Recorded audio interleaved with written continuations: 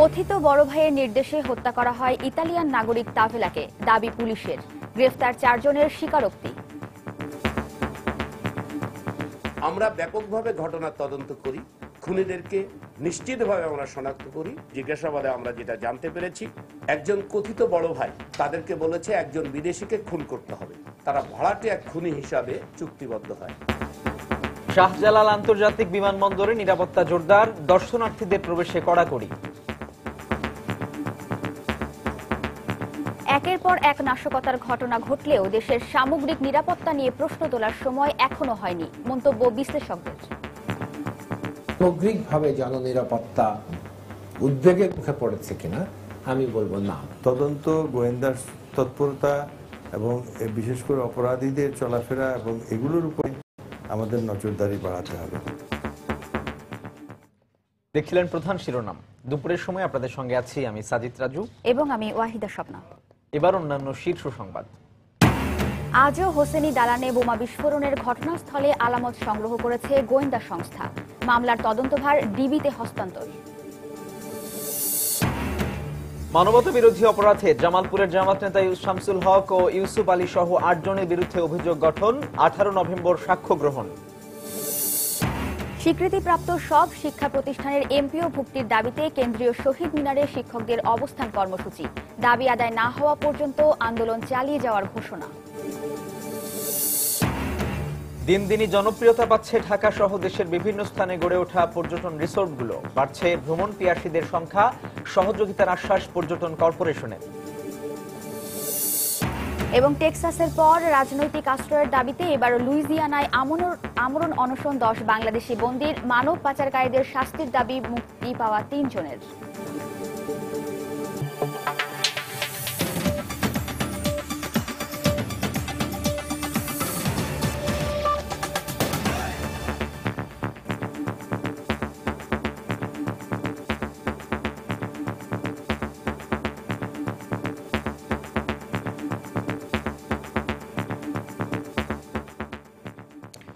কথিত বড় ভাইয়ের নির্দেশেই ইতালির নাগরিক তাবেলা সিজারকে হত্যা করেছে ভাড়াটে খুনিরা। দেশকে অস্থিতিশীল করাই ছিল এই খুনের মূল উদ্দেশ্য। এখন সেই বড় ভাইকে গ্রেপ্তারের চেষ্টা চলছে।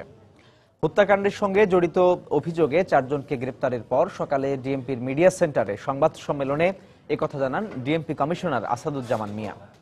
এদিকে আইএএস এই হত্যাকাণ্ডের সঙ্গে জড়িত নয় দাবি করে গোয়েন্দা পুলিশের যুগ্ম কমিশনার জানান, সাইট ইন্টেলিজেন্স কেন আইএস জড়িত বলে তথ্য দিচ্ছে সেটিও নিশ্চিত হওয়া যাবে ওই বড় ভাইকে গ্রেপ্তারের পর। খান মোহাম্মদ রুমেলের রিপোর্ট। ইতালিয়ান নাগরিক তাভেলা সিজার হত্যার ঠিক 28 দিনের মাথায় 3 হত্যাকারী সহ মোট 4 জনকে গ্রেফতারের খবর দিল ঢাকা মহানগর গোয়েন্দা পুলিশ। সংবাদ সম্মেলনে জানানো হয়, কথিত এক বড় ভাইয়ের নির্দেশে টাকার প্রলোভনে পরিকল্পিতভাবে এই হত্যাকাণ্ড ঘটানো হয়। সরকারকে চাপে ফেলা এবং নৈরাজ্য সৃষ্টি করাই ছিল হত্যার মূল উদ্দেশ্য। গ্রেফতারকৃতরা হত্যার দায় স্বীকার করেছে বলেও দাবি পুলিশের। আমরা কথিত বড় ভাইকে গ্রেপ্তার করলে বাকি এদের পিছনে কারা আছে সেটি আমরা নিশ্চিত হতে পারবো এবং ব্যবহৃত আগ্নেয়াস্ত্রটি উদ্ধারের জোর তৎপরতা চলছে।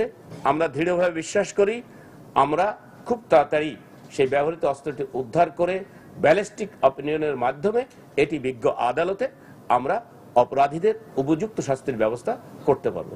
ঢাকা মহানগর পুলিশ কমিশনার আরো বলেন, তাভেলা তাদের টার্গেট ছিল না। কোনো একজন বিদেশি নাগরিককে হত্যা করতে হবে, বড় ভাইয়ের কাছ থেকে এমনটাই নির্দেশনা পেয়েছিল খুনিরা। এটি কোনো টার্গেটেড খুন ছিল না, এটি ছিল বিদেশি নাগরিক, বিশেষ করে ওয়েস্টার্ন পিপুল বাংলাদেশে তাদের স্বার্থ সংরক্ষিত নিরাপদ নয় এটি প্রমাণ করে বাংলাদেশকে আন্তর্জাতিকভাবে চাপে ফেলানোর জন্য অপকৌশল হিসাবে এই পূর্ব পরিকল্পিত হত্যাকাণ্ডটি ঘটানো হয়েছে। এদিকে গোয়েন্দা পুলিশের যুগ্ম কমিশনার জানান, আইএস কিংবা দেশীয় কোনো জঙ্গি সংগঠন এই হত্যাকাণ্ডের সঙ্গে জড়িত নয়। তবে সাইট ইন্টেলিজেন্স গ্রুপ কেন আইএস এর হয়ে বার্তা দিচ্ছে সেটিও খতিয়ে দেখছেন তারা। এই অশরীরী দাবির চাইতে শারীরিকভাবে যারা ঘটনাস্থলে উপস্থিত থেকে ঘটনা সংগঠিত করেছে তথ্য প্রমাণের ভিত্তিতে, সাক্ষ্য প্রমাণের ভিত্তিতে এবং প্রযুক্তি বিশ্লেষণে তাদেরকে শনাক্ত করে তাদেরকে গ্রেপ্তার করেছি। তাদের যারা মাস্টার মাইন্ড আছে তাদেরকে গ্রেপ্তার করা গেলে হয়তো এই যে আইএস এর বা রিতা কাটসের এই তথাকথিত দাবি, তথাকথিত আইএস এর এই দাবির সাথে এটা কি সম্পর্ক রয়েছে সেটা আমরা নিশ্চিত করতে পারবো। সর্বোচ্চ পেশাদারিত্বের সঙ্গে নিরপেক্ষভাবে এই হত্যা মামলার তদন্ত চলছে বলেও দাবি করেন পুলিশের ঊর্ধ্বতন কর্মকর্তারা। তথ্য প্রমাণের ভিত্তিতে খান মোহাম্মদ রুমেল, সময় সংবাদ, ঢাকা। দর্শক, ইতালির নাগরিক তাভেলা সিজার হত্যাকাণ্ডে জড়িত সন্দেহভাজন 3 হত্যাকারী সহ গ্রেফতারকৃত 4 জনকে গোয়েন্দা পুলিশের কার্যালয় থেকে ঢাকার নিম্ন আদালতে নেওয়া হয়েছে। এই মুহূর্তে সেখানে আছেন আমাদের রিপোর্টার সাদিকুর রহমান। আমরা সরাসরি চলে যাচ্ছি তার কাছে। স্বপ্ন, আপনি নিশ্চয়ই জানেন যে আসলে গত মাসে একটি আলোচিত হত্যাকাণ্ড ঘটে রাজধানীর গুলশান 2-এর 90 নম্বর সড়কে। ইতালির নাগরিক তাবেলা সিজার হত্যাকাণ্ড ঘটে এবং এটি ব্যাপক আলোচনার সৃষ্টি হয় এবং এর পরবর্তীতে কিন্তু পুলিশ বিভিন্ন জায়গায় অভিযান চালায়। কিন্তু গতকালকে আমরা যেটি জানতে পেরেছি আসলে যে গতকালকে রাজধানীর বিভিন্ন জায়গায় অভিযান চালিয়ে ডিবি 4 জনকে গ্রেফতার করেছে। এই 4 জন হচ্ছেন কালা রাসেল, চাকতি রাসেল, শুটার রুবেল এবং সাকাওয়াত হোসেন।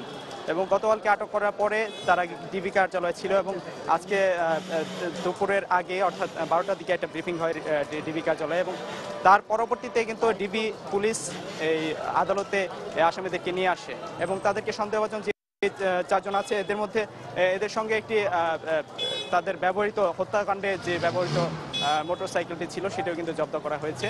তো একটা বিষয় জানিয়ে রাখি যে তাদেরকে গারদে বেলা 1:30টার দিকে গারদখানায় নিয়ে আসা হয়েছে এবং যে কোনো আসামিকে আদালতে তোলার আগে এই গারদখানায় আনা হয় এবং যেই আসামিদিকে এখানে প্রেরণ করা হয় সেই আসামিদের কোন অভিযোগ এবং তাদের কতদিন রিমান্ড চাওয়া হবে সেই কাগজ অর্থাৎ ফরওয়ার্ডিংটি আদালতে উপস্থাপন করার পরেই কিন্তু আদালত বিচারক যিনি থাকেন তিনি কিন্তু আসলে একটা সময় দেন যে কতটা সময় শুনানি হবে। তো এখনো পর্যন্ত নির্দিষ্ট সময় পাওয়া যায়নি যে কয়টার সময় শুনানি শুরু হতে পারে। তো আমরা যতটুকু জানতে পেরেছি যে 3টা নাগাদ এই শুনানি শুরু হওয়ার সম্ভাবনা রয়েছে কিছুটা। তো একটু জানিয়ে রাখি যে গত 29 সেপ্টেম্বর কিন্তু এই তাবেলা হত্যাকাণ্ডের পরবর্তীতে তার একজন সহকর্মী, তাবেলার সহকর্মী ভেলেন্দা বিক, উনি কিন্তু গুলশান থানায় মামলাটি দায়ের করে এবং এই মামলায় কিন্তু এখন 4 জন গ্রেফতার রয়েছেন। এই 4 জন কিন্তু আটক রয়েছে এবং তাদেরকে আদালতে তোলা হবে এবং তাদের বিরুদ্ধে যে রিমান্ড আবেদন আছে এটার পর শুনানি হবে এবং পরবর্তীতে তার আদেশ জানা যাবে যে আদালত কি আদেশ দেয়। এ পর্যন্ত স্বপ্ন আদালতের সর্বশেষ তথ্য ছিল। দর্শক, তাভেলা সিজার হত্যাকাণ্ডের সঙ্গে জড়িত সন্দেহে গ্রেফতারকৃত 4 জনকে গোয়েন্দা পুলিশের কার্যালয় থেকে ঢাকার নিম্ন আদালতে নেওয়ার খবরাখবর জানাচ্ছেন আমাদের সহকর্মী সাদিকুর রহমান। গোয়েন্দা তথ্যের ভিত্তিতে নাশকতার আশঙ্কায় শাহজালাল আন্তর্জাতিক বিমানবন্দরে সতর্কতা জারি করা হয়েছে। বিভিন্ন আইনশৃঙ্খলা রক্ষাকারী বাহিনী এবং বিমানবন্দরের নিরাপত্তা বাহিনীর মধ্যে সমন্বয় করতেই এই সতর্কতা জারি করা হয়েছে বলে জানা গেছে। সকাল 10টা থেকে বিমানবন্দরের ভেতরে দর্শনার্থীদের প্রবেশেও কড়াকড়ি আরোপ করা হয়। সে অনুযায়ী যাত্রী ছাড়া কাউকে প্রবেশ করতে দেয়া হচ্ছে না। বিমানবন্দরে আগমন ও বহির্গমন সেলে দর্শনার্থীদের প্রবেশ নিষিদ্ধ করা হয়েছে। বিমানবন্দর এলাকা সহ আশপাশের এলাকায় আইনশৃঙ্খলা রক্ষা বাহিনীর নজরদারি বাড়ানো হয়েছে।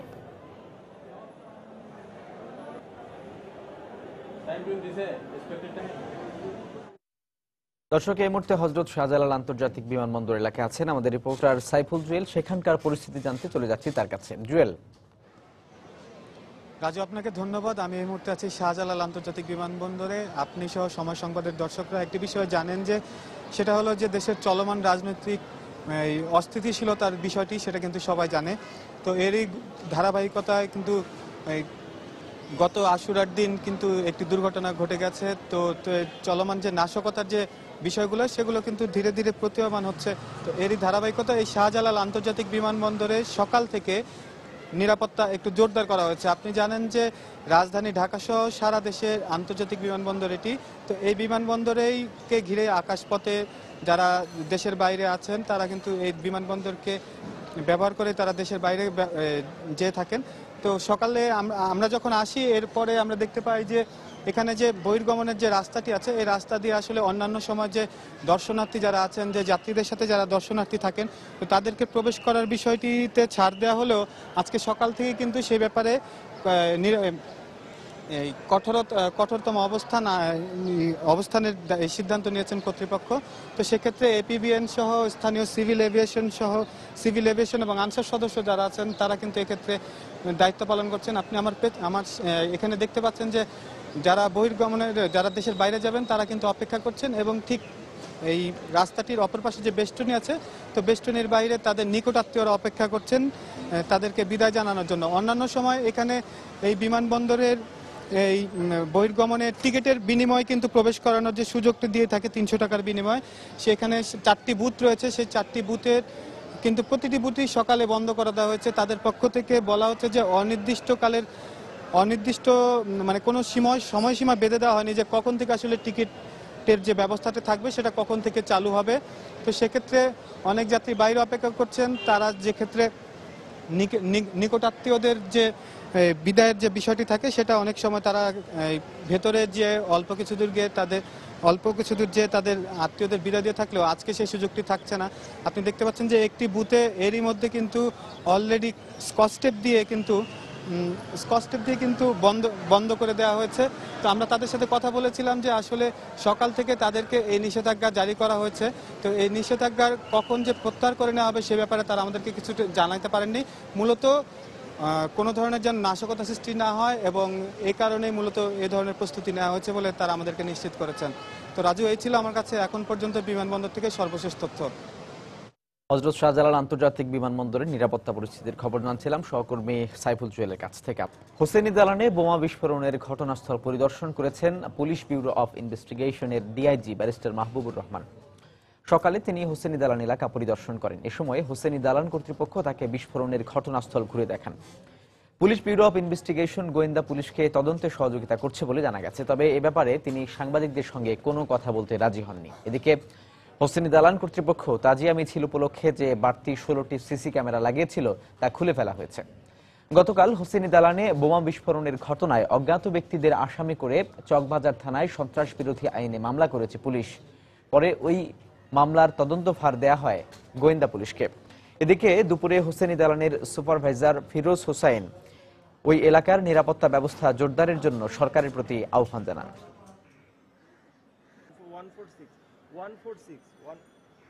আমাদের অনুরোধ থাকবে সরকারের প্রতি যাতে এই ব্যাপারে এখনই proper time, right time Husaini দালান ইমামবাড়াকে ওই ঐতিহ্যকে রক্ষা করার জন্য অবশ্যই এখন সঠিক সময় এর নিরাপত্তার জন্য প্রয়োজনীয় ব্যবস্থা ওনারা গ্রহণ করবেন।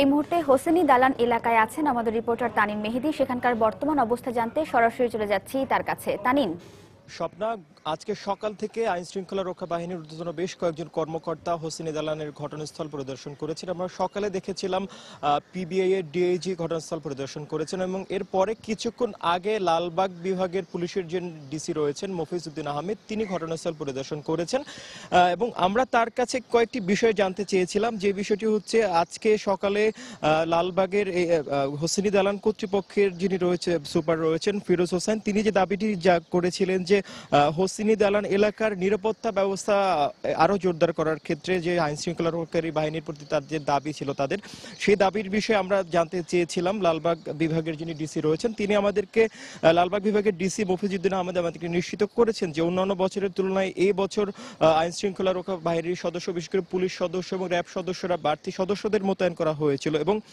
এর বাইরেও যদি হোসেনি দালান কর্তৃপক্ষের পক্ষ থেকে বাড়তি নিরাপত্তার দাবি করা হয়ে থাকে সেটি ঊর্ধ্বতন কর্তৃপক্ষের সাথে আলোচনা করে সেই সিদ্ধান্তটি তারা নেবেন। তো পাশাপাশি আরেকটি বিষয় জানিয়ে রাখছি, গতকালকে হোসেনি দালান কর্তৃপক্ষের সঙ্গে পুলিশের ঊর্ধ্বতন কর্মকর্তাদের এখানে একটি বৈঠক হয়েছিল এবং যে বৈঠকে মূলত হোসেনি দালানের যে সীমানা প্রাচীর রয়েছে সেই সীমানা প্রাচীর ব্যবস্থা আরো জোরদার করার কথা বলা হয়েছিল পুলিশের পক্ষ থেকে, যাতে করে যেহেতু এই মুহূর্তে যে অবস্থাটি রয়েছে সীমানা প্রাচীরের, সেই সীমানা প্রাচীর কিন্তু অনেকটাই নিচু এবং যে কোনো দুষ্কৃতকারী কিন্তু চাইলেও সহজে ভেতরে যে কোনো ধরনের অনাকাঙ্ক্ষিত ঘটনা ঘটিয়ে চলে যেতে পারে। তো সেই ধারণা থেকেই ঢাকা মহানগর পুলিশের ঊর্ধ্বতন কর্মকর্তারা বৈঠক করে হোসেনি দালান কর্তৃপক্ষের কাছে তাদেরকে বলেছেন যে সীমানা প্রাচীর যাতে উঁচু করা হয়। তো সেই বিষয় সম্পর্কে আমরা জানতে চেয়েছিলাম হোসেনি দালান কর্তৃপক্ষের কাছে। তো তারা আমাদেরকে যেমনটি বলেছিলেন যে এটি একটি ওয়াকফ এস্টেট, সেই কারণে হঠাৎ করে হয়তোবা তারা সেই সীমানা প্রাচীর পরিবর্তন করতে কিংবা উঁচু করতে পারবে না, তবে তারা খুব দ্রুত যাতে এই ব্যবস্থাটি নেওয়া হয় সেই ব্যাপারে তারা কার্যকর পদক্ষেপ নেবেন বলে গণমাধ্যম কর্মীদেরকে তারা এতটুকু আশ্বস্ত করেছেন। এবং পাশাপাশি পুলিশের পক্ষ থেকে তারা যে অনুরোধ করেছেন সেই বিষয়টি, অর্থাৎ আইন শৃঙ্খলা বাহিনীর সদস্যদের যে বাড়তি সদস্যদের মোতায়েন করা হয় সেই বিষয়টিও তারা তাদের মাথায় রেখেছেন বলে তারা জানিয়েছেন লালবাগ জোনের যিনি ডিসি রয়েছেন, সে লালবাগ জোনের ডিসি মফিজউদ্দিন আহমেদ। তো স্বপ্না, এর বাইরে হোসেনি দালানের বাইরের যে মূল ফটকটি রয়েছে সেই ফটকের সামনে অতিরিক্ত পুলিশ মোতায়েন করা রয়েছে এবং যারাই প্রবেশ করছেন দর্শনার্থী কিংবা ভক্তবৃন্দ তাদেরকে চেকিং করে ভেতরে প্রবেশ করানো হচ্ছে। তো স্বপ্না, এখনকার মতো এই ছিল আমার কাছে থাকা সব শেষ খবর। স্বপ্না। দর্শক, হোসেনি দালান এলাকার আইন শৃঙ্খলা পরিস্থিতির খবর জানাতে আমাদের সঙ্গে যোগ দিয়েছিলেন সহকর্মী তানিম মেহেদি। সাম্প্রতিক সময়ে একের পর এক নাশকতার ঘটনা ঘটলেও দেশের সামগ্রিক নিরাপত্তা নিয়ে প্রশ্ন তোলার সময় এখনো হয়নি বলেই মনে করছেন নিরাপত্তা বিশ্লেষকরা। তবে পরিস্থিতি সামাল দিতে শুধু নিরাপত্তা বাড়ানো নয়, বরং অপরাধী চিহ্নিত করে শাস্তির আওতায় আনার ওপর গুরুত্ব দিয়েছেন তারা। এদিকে পরিস্থিতি নিয়ন্ত্রণে আইনশৃঙ্খলা রক্ষা বাহিনীকে সতর্ক থাকার নির্দেশ দেওয়া হয়েছে বলে জানিয়েছে পুলিশ। বিস্তারিত জানাচ্ছেন তাফসির বাবু। পরপর দুই বিদেশি হত্যাকাণ্ডের পর পুরো রাজধানী জুড়েই নিরাপত্তা ব্যবস্থা জোরদার করে পুলিশ। গুরুত্বপূর্ণ সড়কে চেকপোস্ট বসিয়ে চলে তল্লাশি কার্যক্রম। এর মধ্যে গাবতলীর একটি চেকপোস্টে পুলিশের এসআই হত্যা এবং হোসনি দালানে বোমা বিস্ফোরণের ঘটনায় নতুন করে আলোচনায় আসে আইন শৃঙ্খলা বাহিনীর নিরাপত্তা সক্ষমতা। এখানে যে সক্ষমতা আমাদের নিরাপত্তা বাহিনী বহন করছে, তারা কি নিরাপত্তার শেষ পর্যায়টা কি প্রয়োগ করেছেন? সব বাহিনী এখনো মাঠে আসেনি নিরাপত্তা দেবার জন্য। সামগ্রিকভাবে জননিরাপত্তা উদ্বেগের মুখে পড়েছে কিনা আমি বলবো না। এদিকে নগর জুড়ে পুলিশের টহল ও তল্লাশি কার্যক্রম অপরাধ নিয়ন্ত্রণে সহায়ক হলেও দীর্ঘমেয়াদে তা নিরাপত্তা নিয়ে আতঙ্ক বাড়াতে পারে বলে সতর্ক করেছেন নিরাপত্তা বিশ্লেষকরা। এখন যে ধরনের তৎপরতা হচ্ছে এটা তো দীর্ঘদিন চালিয়ে যাওয়া যাবে না। এই ধরনের চলতে থাকলে সেটাও কিন্তু বিদেশিদের জন্য একটা আস্থার সূচক হবে না। তদন্ত, গোয়েন্দার তৎপরতা এবং বিশেষ করে অপরাধীদের চলাফেরা এবং এগুলোর উপরে আমাদের নজরদারি বাড়াতে হবে। পুলিশের পক্ষ থেকে বলা হচ্ছে অপরাধীদের শাস্তির আওতায় এনেই নিরাপত্তা ব্যবস্থার উন্নয়ন ঘটাতে চান তারা। ব্যাপক নিরাপত্তার মধ্যেও এই ঘটনা দুটি ঘটেছে, কিন্তু সেখান থেকে আমরা আমাদের এখন মূল লক্ষ্য হচ্ছে তাদেরকে ধরে আইনের আওতায় নিয়ে আসা এবং তাদের বিরুদ্ধে অল আউট এফোর্ট নেওয়া। এক্ষেত্রে প্রত্যেক এলাকাতেই আইন শৃঙ্খলা বাহিনীর সদস্যদের বাড়তি সতর্ক থাকার নির্দেশনা দেওয়া হয়েছে বলে জানিয়েছেন পুলিশের এই কর্মকর্তা। তাফসির বাবু, সময় সংবাদ, ঢাকা। যুদ্ধাপরাধের রায় কার্যকরকে কেন্দ্র করে নাশকতার আশঙ্কায় সারা দেশে বিশেষ সতর্কতা জারি করা হয়েছে। সকালে গোয়েন্দা তথ্য পাওয়ার পর পুলিশের পক্ষ থেকে এই সতর্কতা জারি করা হয়। সিএমপির অতিরিক্ত পুলিশ কমিশনার জানিয়েছেন, নাশকতা সৃষ্টিকারীরা দেশের যে কোনো বিমানবন্দর, রেল স্টেশন এবং গুরুত্বপূর্ণ স্থাপনায় বোমা হামলা চালাতে পারে এমন তথ্য পেয়েছে গোয়েন্দা সংস্থা। এমনকি চক্রটি যাত্রীবাহী বিমান ছিনতাইয়ের পরিকল্পনাও করছে বলে জানা গেছে। এই অবস্থায় দেশের সবগুলো পুলিশ ইউনিটকে সতর্ক করা হয়েছে। এরই পরিপ্রেক্ষিতে বিমানবন্দরে সতর্কতা জারির পাশাপাশি সব জায়গায় অতিরিক্ত পুলিশ মোতায়েন করা হয়েছে।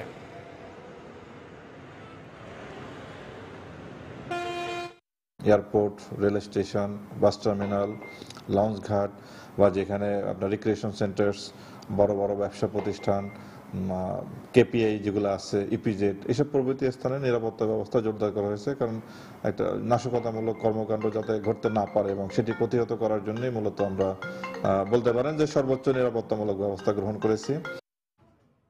বেকার যুবকদের স্বাবলম্বী করে গড়ে তুলতে তৃতীয় প্রান্তিকে 20টি উপজেলায় ন্যাশনাল সার্ভিস কর্মসূচির নীতিগত অনুমোদন দিয়েছে মন্ত্রিসভা।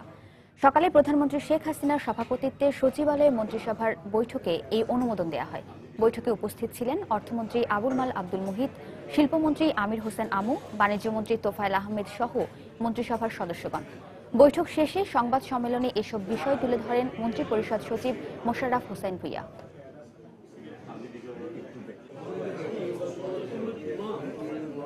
বেকার যুবক নারী ও পুরুষকে দৈনিক 100 টাকা ভাতা সহ 3 মাস মেয়াদী প্রশিক্ষণ দিয়ে তাদেরকে দৈনিক 200 টাকা ভাতা সহ 2 বছরের অস্থায়ী কর্মে বিভিন্ন সরকারি দপ্তরে নিয়োজিত করা হয়। নতুন উপজেলাগুলোর মধ্যে সবচেয়ে বেশি দরিদ্র যে 20টি উপজেলা, সেই 20টি উপজেলা নেওয়া হবে। তারপর নতুনভাবে ভবিষ্যৎ যেমন নেওয়া হবে, তারপর থেকে দারিদ্র অনুসারে এরপরে যে উপজেলাগুলি আসবে সেগুলি নেওয়া হবে। এটা ক্যাবিনেট এটা অনুমোদন করেছে। ৭১ মানবতা বিরোধী অপরাধের অভিযোগে জামালপুরের জামাত নেতা শামসুল হক ও ইউসুফ আলী সহ 8 জনের বিরুদ্ধে অভিযোগ গঠন করেছেন আন্তর্জাতিক অপরাধ ট্রাইব্যুনাল। সকালে বিচারপতি আনোয়ারুল হকের সমন্বয়ে গঠিত 3 সদস্যের আন্তর্জাতিক অপরাধ ট্রাইব্যুনাল এই আদেশ দেন। একই সঙ্গে আগামী 18 নভেম্বর সূচনা বক্তব্য ও সাক্ষ্য গ্রহণের দিন ধার্য করেন ট্রাইব্যুনাল। এই 8 জন আসামির মধ্যে শামসুল হক ও ইউসুফ আলী গ্রেপ্তার আছেন, অন্যরা পলাতক। আসামিদের বিরুদ্ধে 1971 সালে হত্যা, নির্যাতন সহ 5টি মানবতা বিরোধী অপরাধের অভিযোগ রয়েছে।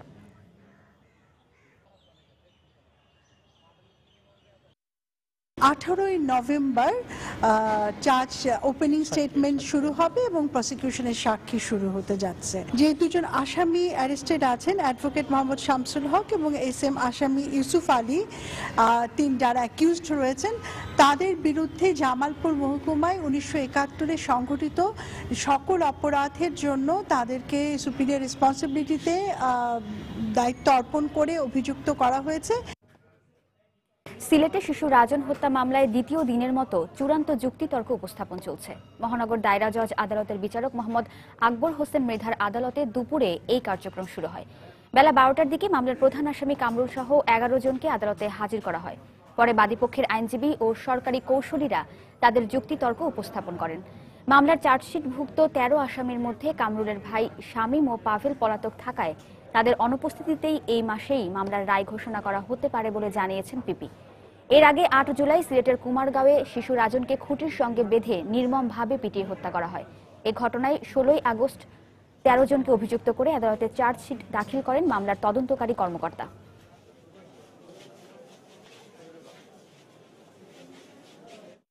দর্শক, এই মুহূর্তে সিলেট মহানগর দায়রা জজ আদালত প্রাঙ্গণে আছেন আমাদের রিপোর্টার ইকরামুল কবির। সেখানকার সবশেষ খবর জানতে চলে যাচ্ছে তার কাছে। ইকরামুল কবির।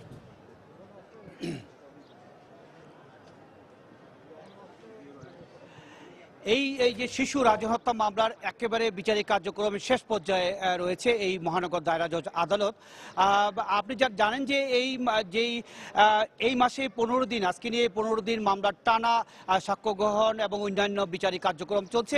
এই মুহূর্তে আজকে এই 12:15টার দিকে বাদীপক্ষের এবং রাষ্ট্রপক্ষের যারা রয়েছেন কুশলী এবং আইনজীবী, তারা আসামিদের মামলার সপক্ষে এবং আসামিদের বিরুদ্ধে তাদের যুক্তি খণ্ডন করেছেন।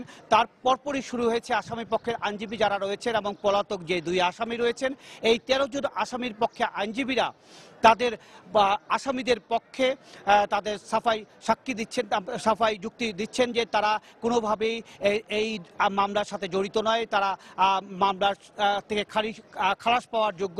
ইতিমধ্যে রাষ্ট্রপক্ষ এবং আসামিপক্ষ আইনজীবীরা বলেছেন তাদের চূড়ান্ত সাজা হওয়া প্রয়োজন এবং তাদের ফাঁসি দাবি করেছেন। ইতিমধ্যে যে 13 জন আসামি রয়েছেন তার মধ্যে বাদল, যে বাদল লাঠি দিয়ে রাজনকে আঘাত করেছিল, তার পক্ষে যুক্তি উপস্থাপন করা শেষ হয়েছে আসামি পক্ষের আইনজীবীদের।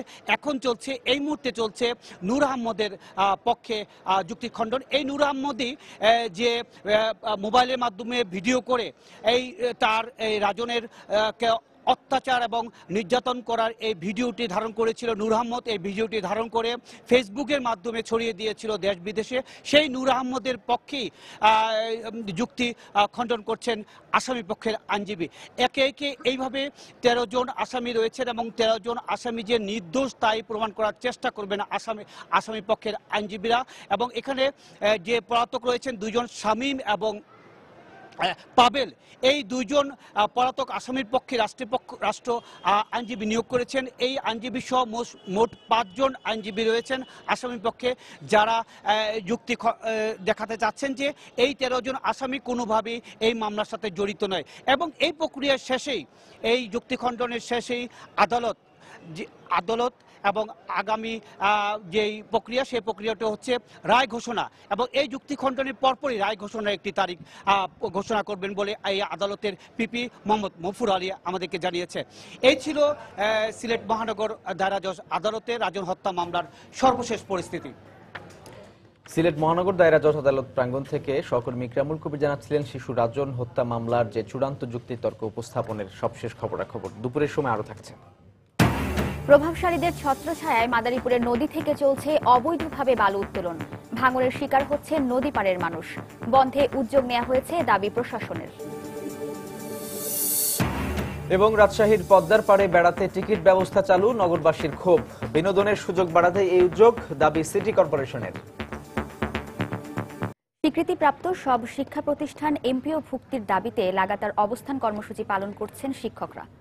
সকাল 10টা থেকে কেন্দ্রীয় শহীদ মিনারে বিভিন্ন স্লোগান সংবলিত ব্যানার ফেস্টুন নিয়ে পূর্ব ঘোষিত এই কর্মসূচিতে অংশ নেন বিভিন্ন শিক্ষা প্রতিষ্ঠানের শিক্ষকরা।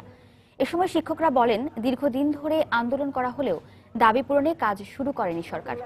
সবশেষ 2013 সালে একই দাবিতে আন্দোলন করেন নন এমপিওভুক্ত শিক্ষা প্রতিষ্ঠানের শিক্ষকরা। সে সময় 3 মাসের মধ্যেই সমস্যার সমাধান করা হবে শিক্ষামন্ত্রীর এমন আশ্বাসের পর আন্দোলন প্রত্যাহার করা হয়। তবে 2 বছর পরও কোনো ফলাফল না আসায় আবারও আন্দোলনে নামতে বাধ্য হয়েছেন বলে দাবি শিক্ষকদের। সমস্যা সমাধানে শিগগিরই কার্যকর পদক্ষেপ নেওয়া না হলে এই কর্মসূচি চালিয়ে যাবেন বলেও জানিয়েছেন আন্দোলনরত শিক্ষকরা।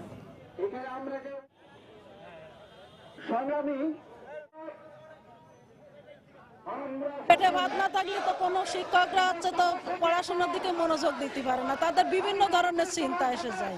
জাতির যে ভবিষ্যৎ প্রজন্ম সেটা আমরাই তৈরি করছি, কিন্তু আমাদেরই পেটে ভাত নেই। মাননীয় শিক্ষামন্ত্রী আমাদের আশ্বাস দিয়েছিলেন যে 3 মাসের মধ্যে আমরা এমপিওর বিষয়টা সুরাহা করব, কিন্তু তারপরে 2 বছর অতিবাহিত হলেও অদ্যাবধি পর্যন্ত এমপিওর বিষয়ে কোনো সুরাহা বা সমাধান দেন নাই।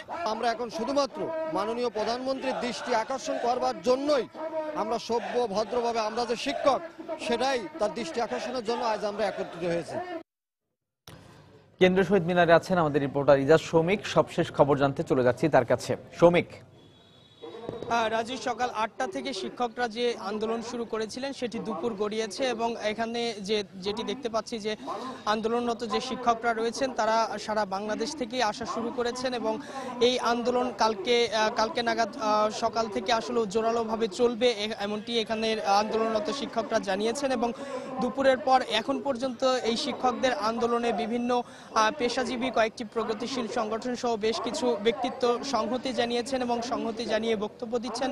এই মুহূর্তেও একজন বক্তব্য দিচ্ছেন, বাসদের একজন নেতা তিনি বক্তব্য দিচ্ছেন। এছাড়া কিছু সাংবাদিক রয়েছেন, এছাড়া অন্যান্য পেশাজীবী ওরা রয়েছেন, তারাও এখানে এসে আন্দোলনকারী শিক্ষকদের সঙ্গে সংহতি জানিয়েছেন। এবং এখানকার শিক্ষকরা অভিযোগ করছেন যে 2010 সালে মাননীয় প্রধানমন্ত্রী যে 1624টি স্বীকৃতিপ্রাপ্ত নন এমপিওভুক্ত যে প্রতিষ্ঠান রয়েছে সেগুলো এমপিওভুক্তি করা হয়েছিল এবং সেখান থেকে ঘোষণা দেওয়া হয়েছিল পরবর্তীতে পর্যায়ক্রমে প্রত্যেকটা নন এমপিওভুক্ত স্বীকৃতিপ্রাপ্ত প্রতিষ্ঠানকে এমপিওভুক্ত করা হবে, কিন্তু সেইটি 5 বছর অতিক্রান্ত হওয়ার পরও এখন পর্যন্ত তার সেই আশ্বাসের বাস্তবায়ন হয় নাই এবং তার পরবর্তীতে 2 বছর পরে 2013-তে কিন্তু এই শিক্ষকরাই আন্দোলন করেছিলেন এবং সেই আন্দোলনের প্রেক্ষিতে তাদেরকে আবারও আশ্বাস দেওয়া হয়েছিল যে তাদের আন্দোলনের দাবির যে যৌক্তিকতা সেটি মেনে নেওয়া হবে, কিন্তু এখন পর্যন্ত অর্থাৎ 2015 এসেও সেই আশ্বাসটা মেনে নেওয়া হয় না এবং পরবর্তীতে তারা এখন আবারও আন্দোলন শুরু করেছেন। এবং এখানে যে নন এমপিওভুক্ত অর্থাৎ বিভিন্ন স্কুল, কলেজ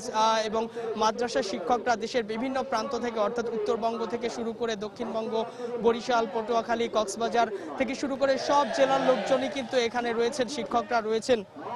এবং কালকে সেই শিক্ষকদের সমাবেশটা আরও বড় হবে আগামীকাল সকাল থেকে। তবে এখন পর্যন্ত যে আন্দোলনকারী শিক্ষকরা বলছেন যে আমাদের কাছে যেটা জানাচ্ছেন বা অভিযোগ করছেন যে এই বছর যে নতুন পে স্কেল করা হয়েছে, তাছাড়া প্রধানমন্ত্রী, রাষ্ট্রপতি থেকে শুরু করে সবারই বেতন বৃদ্ধি করা হয়েছে এবং বৈশাখী ভাতা পর্যন্ত দেয়া হচ্ছে সরকারি কর্মচারীদের জন্য, কর্মকর্তা কর্মচারীদের জন্য। অর্থাৎ সকল ক্ষেত্রে বেতন বাড়ানো হলেও শুধুমাত্র এই নন এমপিওভুক্ত যে সকল শিক্ষক রয়েছেন সেই নন এমপিওভুক্ত শিক্ষকদের কিন্তু বেতন ভাতা বাড়ানো হয়নি। বাড়ানো বলতে কি তারা বলছেন যে যেহেতু এমপিওভুক্তি করা হয়নি সুতরাং তাদের আসলে সরকার থেকে কোনো ধরনের বেতনই তাদেরকে দেওয়া হয় না এবং এই সকল অর্থাৎ যে প্রায় 8,000 নন এমপিওভুক্ত স্বীকৃতিপ্রাপ্ত প্রতিষ্ঠান রয়েছে সেই প্রতিষ্ঠানে যে লক্ষাধিক শিক্ষক তারা এখানে কাজ করছেন এবং প্রায় 20 লক্ষের অধিক যে কোমলমতি শিক্ষার্থীদের পাঠদান করছেন 20 বছর ধরে, সুতরাং তারা আসলে এই এমপিওভুক্তি না হওয়ার কারণে তারা খুবই মানবেতর জীবনযাপন করছেন এবং তারা বলছেন যে সামনেই যেহেতু পিএসসি পরীক্ষা রয়েছে এবং জেএসসি পরীক্ষা রয়েছে সুতরাং তাদের এই আন্দোলন করলে আসলে শিক্ষার্থীদেরই সেটা ক্ষতি হবে এবং সরকারের কাছে দাবি জানাচ্ছেন যেন তাদের এই এমপিওভুক্তির যে বিষয়টি সেই বিষয়টি যেন মেনে নেওয়া হয় এবং তারা প্রধানমন্ত্রীর সদয় দৃষ্টি আকর্ষণ করছেন যাতে এই দাবিটি যৌক্তিক দাবিটি তাদের মেনে নেওয়া হয়। মেনে নিলে তারা আসলে পাঠদান কার্যক্রমে ফিরে যাবেন। তো সেই সদয় দৃষ্টি আকর্ষণ করে তারা এখানে জড়ো হয়েছেন এবং আন্দোলনকে অব্যাহত রাখার ঘোষণা দিচ্ছেন এবং তারা ফল না নিয়ে গ্রামের বাড়িতে বা তাদের শিক্ষা প্রতিষ্ঠানে ফিরে যাবেন না বলে ঘোষণা দিয়েছেন। তো রাজু, এই ছিল আমার কাছে সর্বশেষ তথ্য। সহকর্মী ইজাজ শমিক কেন্দ্রীয় শহীদ মিনার থেকে জানাচ্ছিলেন নন এমপিওভুক্ত শিক্ষা প্রতিষ্ঠানের শিক্ষকদের যে অবস্থান কর্মসূচি সেই আন্দোলনের খবর। ঝিনাইদহ ও নারায়ণগঞ্জে আলাদা সড়ক দুর্ঘটনায় 3 জন নিহত হয়েছেন, আহত হয়েছেন আরো 4 জন।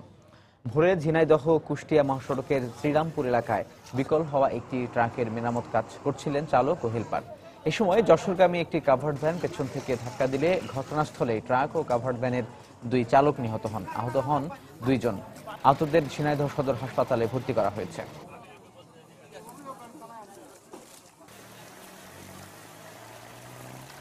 সকালে নারায়ণগঞ্জের রূপগঞ্জ এলাকার কাশাবতে একটি ট্রাক অটোরিকশাকে ধাক্কা দেয়, এতে অটোরিকশার 3 যাত্রী গুরুতর আহত হয়। আহতদের মধ্যে হাসপাতালে আব্দুল কাদের নামে একজনের মৃত্যু হয় বলে জানিয়েছেন চিকিৎসক। যুক্তরাষ্ট্রের টেক্সাসের পর এবার রাজনৈতিক আশ্রয়ের দাবিতে লুইজিয়ানায় আমরণ অনশন করছেন 10 বাংলাদেশি বন্দী। এদিকে ডিটেনশন সেন্টার থেকে মুক্ত হয়ে এসে 3 বাংলাদেশি মানব পাচারকারীদের শাস্তির দাবি জানিয়েছেন। এভাবে দেশান্তরী হওয়ার চেয়ে দেশের সাধারণ জীবনযাপন অনেক ভালো বলে মন্তব্য তাদের। নিউ ইয়র্কের মানবাধিকার সংগঠনগুলোর দাবি, বাংলাদেশের সিলেট এবং রাজধানীতে মানব পাচারকারীরা বেশি সক্রিয়। নিউ ইয়র্ক থেকে শিহাবুদ্দিন কিসলুর পাঠানো তথ্য ও ছবি নিয়ে ডেস্ক রিপোর্ট। যুক্তরাষ্ট্রের রাজনৈতিক আশ্রয়ের দাবিতে টেক্সাসের এল পাসো ডিটেনশন সেন্টারে বাংলাদেশিদের অনশন শেষ হতে না হতেই এবার বেরিয়ে এলো বাংলাদেশ থেকে যুক্তরাষ্ট্রে মানব পাচারের নতুন তথ্য। রাজনৈতিক আশ্রয় প্রার্থনা বাতিল হওয়া অনশনকারীদের প্রত্যেকেই দালালের মাধ্যমে গড়ে প্রায় 25 লাখ টাকার বিনিময়ে অবৈধ পথে আসে যুক্তরাষ্ট্রে।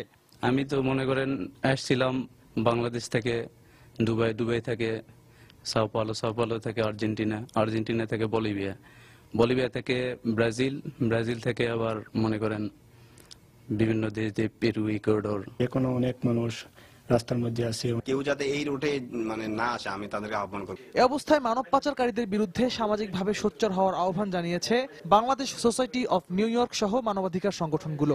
এতদিন ওদের কাছে পাসপোর্ট ছিল না বলেই ওরা দেশে ওদের পাঠাইতে পারে না, এখন ওদের কাছে পাসপোর্ট দিবেন। এই পাসপোর্টের বিনিময়ে যদি ওদের দেশে পাঠাই দেওয়া হয় তাহলে ছেলেগুলি কি অবস্থা হবে? এই যে এই ডেঞ্জারাস পথে যারা বাংলাদেশ থেকে যে আদমরা এই পাচার করতেছে লোকগুলিরে, এদেরকে আপনারা বন্ধ করুন। এদিকে লুইজিয়ানা অঙ্গরাজ্যের জেনা শহরে লাসালে ডিটেনশন সেন্টারে বেশ কয়েকদিন ধরে অনশন করছে 10 বাংলাদেশি সহ 14 জন বন্দী। তাদের মুক্তির বিষয়ে যথাযথ পদক্ষেপ নিতে কর্তৃপক্ষের প্রতি আহ্বান জানিয়েছে মানবাধিকার সংগঠন ড্রাম। আমরা জানি না কি করে একটা লোককে ইমিগ্রেশন ডিটেনশনে 10 মাস, 1 বছর, 18 মাস, 2 বছর আটকে রাখে। এই প্রতিবাদে আসলে ওরা হ্যাঙ্গার স্ট্রাইক করছে। বাংলাদেশ কনসুলেটের মধ্যস্থতায় যে হ্যাঙ্গার স্ট্রাইক ভাঙা হয় এবং তাদের যে আশ্বাস দেওয়া হয়, আশ্বাসের কোনো লক্ষণ আমরা এল পাসোতে এখনো দেখছি না। যুক্তরাষ্ট্রে বিএনপিকে তৃতীয় স্তরের সন্ত্রাসী সংগঠন হিসেবে চিহ্নিত করায় ওই দলের পরিচয়ে রাজনৈতিক আশ্রয় প্রত্যাশীদের অধিকাংশের আবেদন নাকচ হয়ে যাচ্ছে। সম্প্রতি এমন আরও এক অভিবাসীর আবেদন নাকচ করে দেন টেক্সাস আদালত। সময় সংবাদ, নিউ ইয়র্ক, যুক্তরাষ্ট্র। দুপুরের সময় আরো থাকছে। দীর্ঘ 11 বছর পর নিজ জন্মভূমিতে ফিরলেন পাকিস্তানে হারিয়ে যাওয়া ভারতীয় মেয়ে গীতা। বিমানবন্দরে ফুলেল অভ্যর্থনা।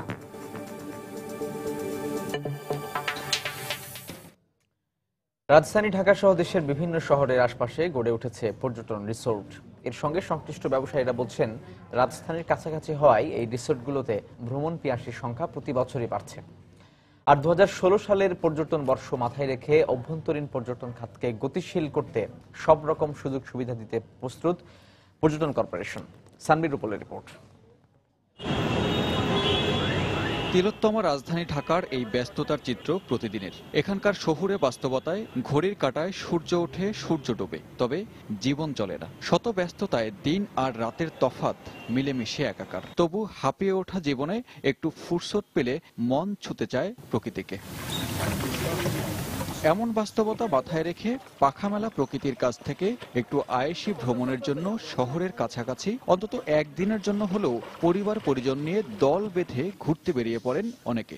এক একটি রিসোর্ট যেন সব সুবিধায় সাজানো গ্রাম। প্রায় 12 জনের একটা গ্রুপ চলে আসছি। আর গ্রুপ ছাড়া এরকম জায়গাতে ভালোও লাগে না। খুব নিরিবিল, খুবই ভালো লাগতেছে। সুইমিং পুল আছে, তারপর দোলনা আছে বাচ্চাদের, সবকিছু লেক আছে। বিভিন্ন প্রাতিষ্ঠানিক অনুষ্ঠানের জন্য অনেক কোম্পানিও বেছে নেন এসব স্থান। ভালো কিছু কোম্পানি আছে, তো ওনারা আবার ওয়ার্কিং ডেজে খুব ভালো আমাদের এখানে বড় বড় প্রোগ্রামগুলো হয়ে থাকে। ঢাকা থেকে যেতে যে সময়টা লাগে, আসতে যে সময়টা লাগে, ওই সময়ের মধ্যে দেখা যায় এখানে এসে ঘুরে খেয়ে দিয়ে বেরিয়ে ঢাকা চলে যেতে পারে। বেসরকারিভাবে গড়ে ওঠা ভ্রমণ স্পট ও রিসোর্টগুলোর জন্য প্রয়োজনীয় সহযোগিতার আশ্বাস পর্যটন কর্পোরেশনের। প্রাইভেট সেক্টরগুলোকে এনকারেজ করা হচ্ছে। তারা যদি আগায় আসে, আমরা তাদেরকে, তারা যে ধরনের সুযোগ সুবিধা চায়, আমরা সেই সকল সুযোগ সুবিধা তাদেরকে প্রোভাইড করব। পর্যটন কর্পোরেশনের হিসেবে প্রতি বছর ৮০ লাখ স্থানীয় পর্যটক বিভিন্ন স্থানে ভ্রমণ করেন। শহর থেকে একটু দূরে ঢাকার আশপাশে গড়ে উঠেছে বেশ কিছু রিসোর্ট। আর এসব রিসোর্ট শুধুমাত্র ভ্রমণ পিয়াসীদের প্রকৃতির কাছাকাছি টানে তাই নয়, ভূমিকা রাখছে অভ্যন্তরীণ পর্যটন শিল্প। সানবির রূপল, সময় সংবাদ, মুন্সিগঞ্জ। উন্মুক্ত বিনোদন কেন্দ্র রাজশাহীর পদ্মার পাড় ব্যবসা কেন্দ্রে পরিণত হতে চলেছে। এখন থেকে পদ্মার পাড়ে বেড়াতে টিকিট কাটতে হবে দর্শনার্থীদের। এতে নগরবাসী ক্ষোভ প্রকাশ করলেও সিটি কর্পোরেশনের কর্মকর্তাদের দাবি বিনোদনের সুবিধা বাড়াতেই এ উদ্যোগ। সাইফুর রহমান রকির রিপোর্টে বিস্তারিত। বড়কুঠি থেকে টিবাদ পর্যন্ত পদ্মাপাড় রাজশাহী নগরবাসীর কাছে সবচেয়ে বড় বিনোদন কেন্দ্র হিসেবে পরিচিত। এখানে প্রবেশে আগে ধরাবাঁধা কোনো নিয়ম ছিল না, কিন্তু এখন টিকিট কেটে পদ্মার সৌন্দর্য উপভোগ করতে হবে দর্শনার্থীদের। এ লক্ষ্যে রাজশাহী সিটি কর্পোরেশন দরগাপাড়া মাজার থেকে লালন শাহ পার্ক পর্যন্ত 10 ফিট উঁচু করে পিলার দিয়ে ঘিরে দিচ্ছে। এতে পদ্মাপাড়ে নগরবাসীর উন্মুক্ত চলাফেরা বাধাগ্রস্ত হবে বলে মনে করেন তারা। সবসময় এখানে যাওয়া আসা করতাম, আমাদের একটা কোনো বাধা ছিল না। যদি সেই টিকিটের ব্যবস্থা করে তাহলে তো মানুষ এতটা আসার আর প্রয়োজন বোধ মনে করবে না। যতটুকু অবকাশ যাপন কেন্দ্র আছে আমাদের, সেটা হচ্ছে না। সামাজিক সংগঠনের সাথে জড়িতরা বলছেন, এমন সিদ্ধান্তের কারণে দর্শনার্থী বিমুখ হয়ে পড়তে পারে পদ্মাপাড়। স্থানীয় জনগণ হয়তো সেখানে যাওয়া আসার সুযোগটা কমে যাবে। প্রতিদিন তাদের পক্ষে পয়সা দিয়ে টিকিট কেটে ভিতরে ঢুকে বসে থাকাটা কষ্টকর হবেই। অবশ্য সিটি কর্পোরেশনের দায়িত্বশীলরা বলছেন, পদ্মার সৌন্দর্য বর্ধনের জন্য এমন উদ্যোগ নেওয়া হয়েছে। মিনিমাম যেটি হয়তো 2 টাকা থেকে 5 টাকা এরকম একটা রেঞ্জের মধ্যে কিছু হতে পারে, তবে এটি ফাইনাল হয়নি। এখন এটি আরও আমাদের লোকজনের সাথে কথা বলে সিদ্ধান্ত নিতে হবে। সিটি কর্পোরেশন জানিয়েছে, নির্দিষ্ট এলাকার পদ্মার পার্কে কাঁটাতারে ঘিরতে খরচ হচ্ছে প্রায় 37 লাখ টাকা। সাইফুর রহমান রকি, সময় সংবাদ, রাজশাহী। আওয়ামী লীগের যুগ্ম সাধারণ সম্পাদক মাহবুবুল আলম হানিফ বলেছেন, সংসদের কার্যকারিতাকে প্রশ্নবিদ্ধ করতে ট্রান্সপারেন্সি ইন্টারন্যাশনালের বক্তব্য এবং বিদেশি নাগরিক হত্যায় আইএসকে দায়ী করে জনগণকে বিভ্রান্ত করা একই সূত্রে গাঁথা। যারা ষড়যন্ত্রের মাধ্যমে সরকারের পতন ঘটাতে চায়, এই সমস্ত কথাবার্তা তাদেরই ষড়যন্ত্রের অংশ। ৩রা নভেম্বর জেল হত্যা দিবস উপলক্ষে সকালে বঙ্গবন্ধু এভিনিউতে ছাত্রলীগ আয়োজিত এক প্রস্তুতি সভায় তিনি এ মন্তব্য করেন। বা এআই জঙ্গির এই সমস্ত কথাবার্তা বা এই জন্য অভিযোগ একই সূত্রে গাঁথা, যে এই সমস্ত কথাবার্তাগুলো কিন্তু এটা এই সরকারের বিরুদ্ধে ষড়যন্ত্রের একটা অংশ। যারা এই সরকারকে অস্থিতিশীল করতে চায়, যারা সরকারকে পতন ঘটাতে চায়, তারাই কিন্তু সুপরিকল্পিতভাবে এই ধরনের জঙ্গিবাদের কথা বলে, আইএসের কথা বলে, সন্ত্রাসী নাশকতা কর্মকাণ্ড করে, সংসদ নিয়ে বিতর্কমূলক কথাবার্তা বলে এটা জনমনে বিভ্রান্ত ঘটাতে চায়।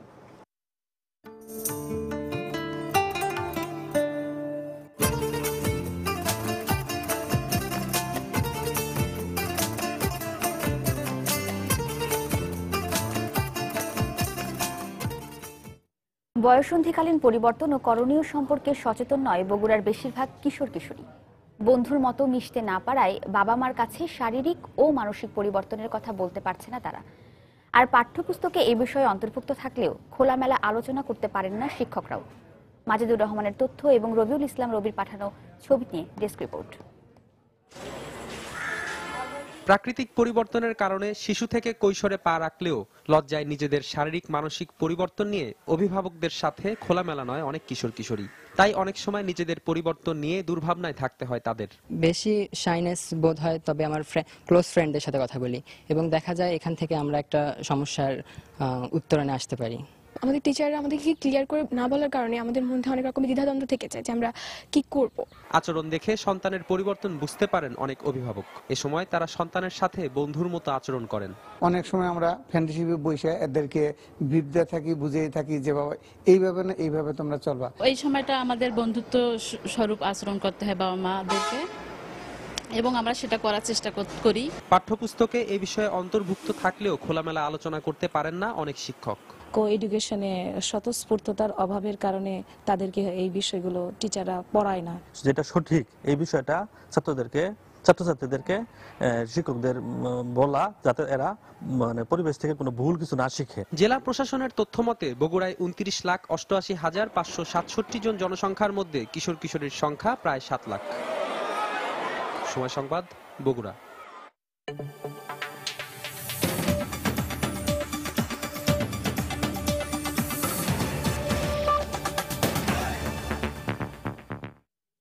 সিরিয়া সংকট নিয়ে আলোচনার জন্য মিশরের রাজধানী কায়রোয়ে রাশিয়ার সঙ্গে বৈঠকে বসার প্রস্তাব দিয়েছে যুক্তরাষ্ট্র সমর্থিত আসাদ বিরোধী বিদ্রোহী বাহিনী ফ্রি সিরিয়ান আর্মি। বিদ্রোহী দলটি গণমাধ্যমকে জানায় এফএসএ তাদের কর্মপরিকল্পনা ও অবস্থানে মস্কোর সঙ্গে আলোচনা করতে প্রস্তুত আছে, তবে বৈঠকের নির্দিষ্ট কোনো সময়সীমা তারা জানায়নি। সিরিয়ায় আইএস মোকাবেলায় রাশিয়া এফএসএ কে সহায়তা দেওয়ার কথা জানালে বিদ্রোহী দলটি শিগগিরই এ বিষয়ে বিস্তারিত আলোচনার জন্য মস্কোর সঙ্গে বৈঠক করার আগ্রহ প্রকাশ করে, তবে এ বিষয়ে মস্কোর পক্ষ থেকে এখনো কোনো সিদ্ধান্তের কথা জানানো হয়নি। সিরিয়ার প্রেসিডেন্ট বাশার আল আসাদের অনুরোধে গত 30 সেপ্টেম্বর থেকে এ পর্যন্ত আইএসের 8 শতাধিক অবস্থান লক্ষ্য করে বিমান হামলা চালায় রাশিয়া।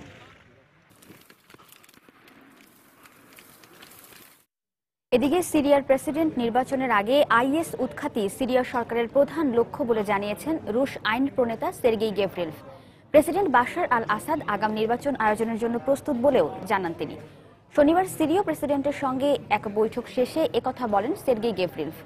সংসদীয় নির্বাচন অনুষ্ঠানের আগেই সিরিয়ার সংবিধান সংস্কার এবং প্রেসিডেন্সিয়াল নির্বাচনের বিষয়েও বাশার আল আসাদ রাজি বলে গণমাধ্যমকে জানান তিনি। তবে জঙ্গি গোষ্ঠী আইএসকে নির্মূল না করা গেলে এর কোনো কিছুই সম্ভব হবে না বলে মন্তব্য করেন এই রুশ আইন প্রণেতা। তিনি বলেন, বর্তমানে জঙ্গিবাদ নির্মূল সবার একমাত্র লক্ষ্য হওয়া উচিত। বাশার আল আসাদের সঙ্গে বৈঠক করতে শুক্রবার দামেস্কে পৌঁছান রাশিয়ার কমিউনিস্ট পার্টির এই নেতা।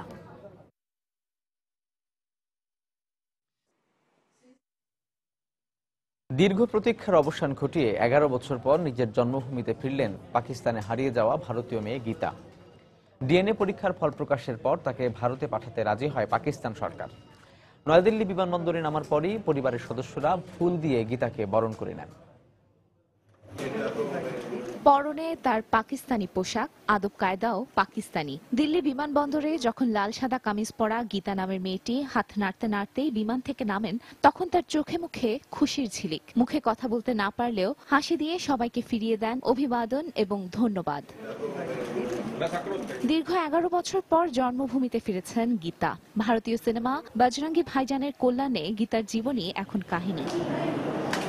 10 বছর আগে একদিন 7-8 বছরের গীতাকে লাহোর স্টেশনের সমঝোতা এক্সপ্রেস থেকে উদ্ধার করে পাকিস্তানি রেঞ্জাররা। মুখ ও বধির গীতার পরিচয় তখন কেউই জানত না। পাকিস্তানি স্বেচ্ছাসেবী সংস্থা এধি ফাউন্ডেশনের আশ্রয়ে বড় হতে থাকে সে। বজরঙ্গি ভাইজান মুক্তির পর গীতার খোঁজ পায় ভারতীয় মিডিয়া। গণমাধ্যমে তার ছবি দেখে বিহারের জনার্দন মাহাতো গীতাকে নিজের মেয়ে বলে দাবি করেন। ভারতীয় স্বরাষ্ট্র মন্ত্রণালয়ের হস্তক্ষেপে অবশেষে গীতাকে ভারত পাঠায় পাকিস্তান। আর এখন ডিএনএ পরীক্ষার ফলাফল এলেই ঘরের মেয়েকে আবারও ঘরে ফিরিয়ে নিতে পারবেন তার বাবা মা। তানজিম মুনিয়াত, সময় সংবাদ।